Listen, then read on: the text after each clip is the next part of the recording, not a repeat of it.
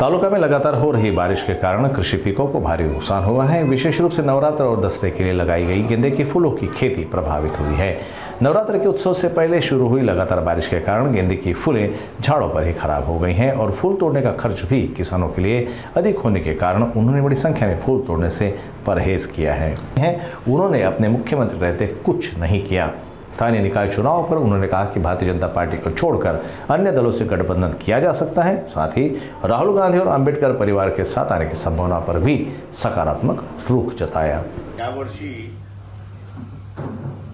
पावसाचा कहर आहे।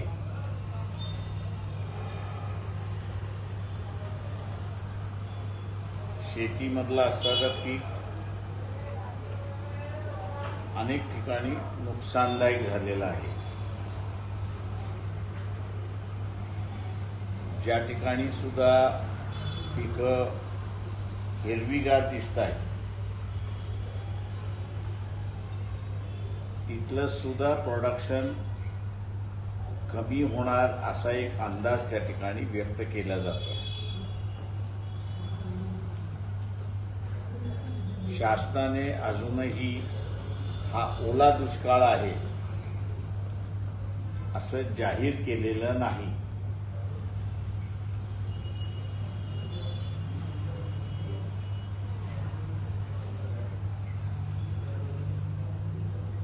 महाराष्ट्राचे शासन हे चोरांचं शासन आहे।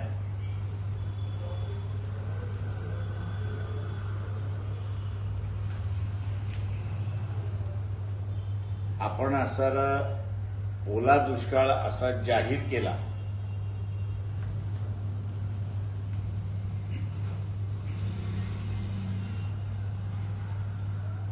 तर खावटी ही सर्वप्रथम त्या ठिकाणी जाहीर करावी लागते।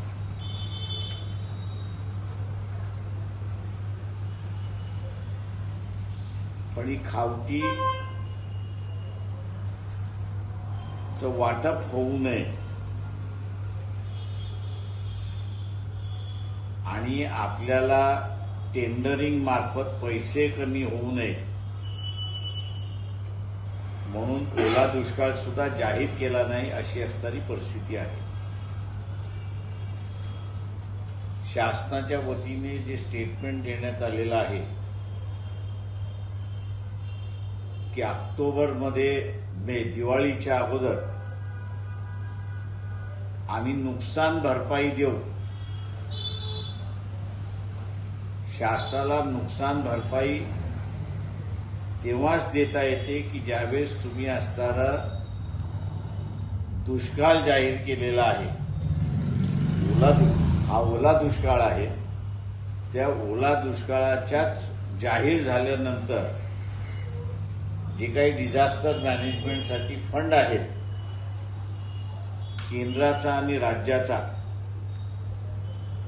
तो असणारा आपण या ठिकाणी वापरू शकता आणि त्याचा उपयोगात येऊ शकतो।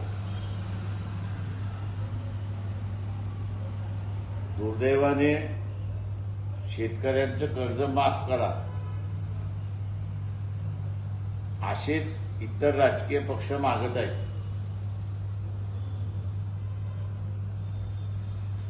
या सर्व पक्षाने पहिल्यांदा स्वतःचं चारित्र्य बघावं। ते मुख्यमंत्री म्हणून राहिलेले आहेत, सत्तेमध्ये राहिलेले आहेत आणि मुख्यमंत्री आणि सत्तेमध्ये राहताना तुम्ही 7-12 कोरा का नाही केला याचा पहिल्यांदा खुलासा करा। सत्तेमध्ये राहायचं त्यावेळेस कर्जमाफी करायची नाही, कारण का कर्जमाफी केली तर शेतकऱ्याच्या नावाचं असणारं जे कर्ज आहे ते बँकेला फेडावं लागतं। बजेटरी प्रोव्हिजन कमी होते आणि बजेटरी प्रोव्हिजन कमी झालं तर टेंडरिंग कमी होतं आणि टेंडरिंग कमी झालं तर आपला मर्यादा कमी होतो। यासाठी त्यांनी 7-12 कोरा केला नाही आणि आताही आपण बघत असाल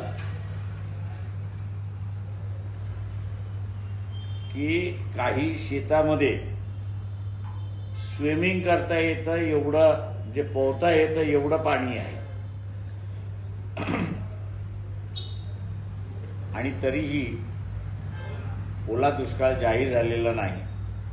ओला दुष्काळ जाहीर झाला नसल्यामुळे खावटी जी आहे ती ताबडतोब मिळते, की ज्याच्यातून शेतकऱ्याला थोडाफार तरी दिलासा तिथे होतो. ग्रामपंचायतीमधले अधिकारी असतील, तलाठी असतील, यांनी सगळ्यांनी सर्वे केला की मग त्याला असं पूर्णपणे मोबदला जो आहे तो मोबदला देण्यामध्ये देता येतो, अशी असणारी परिस्थिती आहे. तेव्हा शासनाच्या ह्या धोरणाचा आम्ही असणारा निषेध करतोय आणि मतदारांना पुन्हा आवाहन करतोय की तुम्ही जात आणि धर्म याला बघून मतदान करताय, आणि जात आणि धर्म याला बघून मतदान केल्यानंतर आता तरी जागे व्हा, शाने व्हा.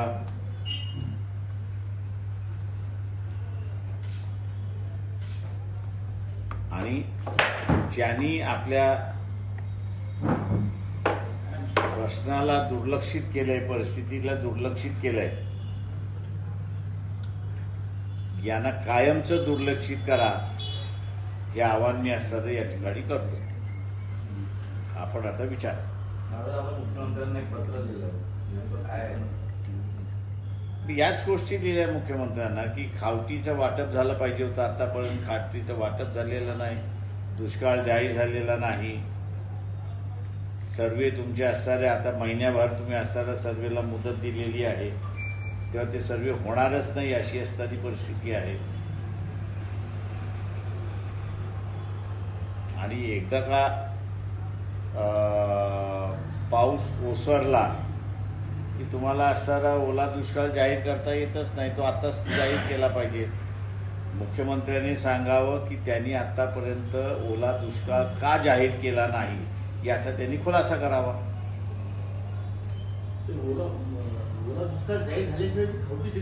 अजिबात डिझास्टर मॅनेजमेंटच्या कायद्याप्रमाणे किंवा ब्रिटिशरनी 1882 साली एक GR काढला होता की त्याच्यामध्ये त्यांनी असं म्हटलं होतं ओला दुष्काळ असेल किंवा कोरडा दुष्काळ असेल, हे जाहीर झाल्याशिवाय शासन त्याला मदत करू शकत नाही. तो जाहीर करण्यापूर्वी सर्वे होत असेल. सर्वे काय तुम्हाला आता सॅटेलाइट आलेलं आहे, 2 मिनिटात तुम्हाला असणारा सर्वे होतो. आता कर्जमाफीच्या संदर्भात आपण बोलले तर उद्धव ठाकरे यांना डोला होता, सगळ्याच मुख्यमंत्र्यांना टोला होता. जे मुख्यमंत्री झाले आणि ज्यांनी आता मागणी मागतात आहे की 7/12 कोरा करा, तुम्ही मुख्यमंत्री असताना काय करत होता ते सांगा ना. त्यावेळेस का नाही तुम्ही 7/12 कोरा केला? सत्तेवरती बसल्यानंतर मला इकडे बघायचं आणि सत्तेवरती गेल्यानंतर मग दुसऱ्याला म्हणायचं की शहाणपणा शिकवायचा त्याला की तू 7/12 मोकळा कर. शेतकरी आणि बाकीच्या म्हणण्यानुसार कोणची योग्य वेळ येईल कर्जमाफी होईल, याच्यापेक्षा आणखी कोणची कर्ज? मी असं म्हणेन की इथला मतदार जो आहे हा स्वतःशी प्रामाणिक नाहीये. तो प्रामाणिक आहे जात आणि धर्म याच्याशी प्रामाणिक आहे. तुम्ही जर स्वतःशीच प्रामाणिक नसाल तर तुम्हाला न्याय कुठून मिळणार?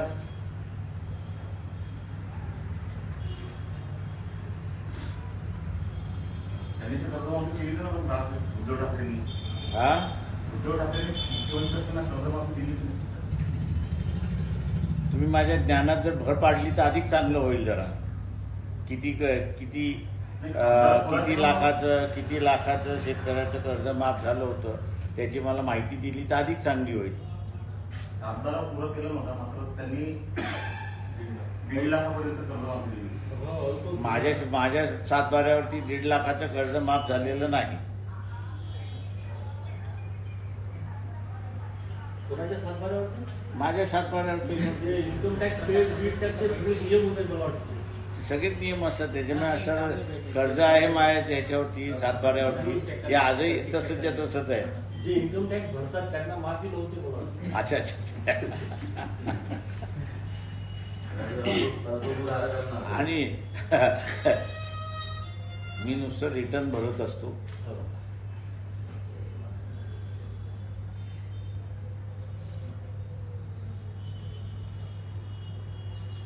आगामी निवडणुकासाठी कोणाशी काही चर्चा सुरू आहे?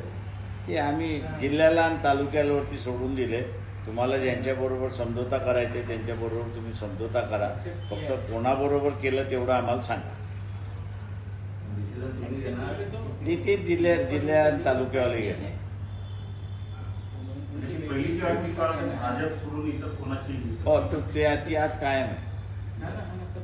तसे प्रयत्न चालू आहेत का रेल्वेसाठी? समजवण्याचे काही प्रयत्न चालू आहेत? ते आले तर आम्ही समजा. झालं नाही अजून कोणी. आनंदराव आंबेडकर यांनी असं म्हटलं आहे की ठाकरे बंधूप्रमाणे आम्ही एकत्र येऊ आणि आमच्यात वैचारिक मतभेद जरी असले तरी कुटुंब आम्हाला एकत्र आहे असं म्हटलं. एक्सेप्ट करायला हरकत नाही. मला मान्य करायला हरकत नाही आहे त्याच्यामध्ये. हो राजा. बाळासाहेब म्हणजे एकत्र येण्याबद्दल ते नेमकं कसं काय असं ते याच्याबद्दल कुटुंबात काही चर्चा झाली नाही. पब्लिक ते इश्यू नाही आहे तो. त्याच्यामुळे नो पब्लिक कॉमेंट्स. ये आपने जो यहाँ लोकल को बोल दिया कि भाई आप अलायंस करो, तो एक्चुअली इनको अधिकार दे दिए कि सही में दी बाद में अरे नहीं आमच्या सोबत बसायचं नाही आपल्याला, ऐसा तो नहीं. बीजेपी के साथ बैठना नहीं, बाकी किसी के साथ भी बैठना. शिंदे आणि आपलं अजित पवार पण चालतील. हो चालती. वो भी तो भाजपा के साथ ही बैठे हुए हैं. हाँ लेकिन उनकी आइडियोलॉजी अलग है ना.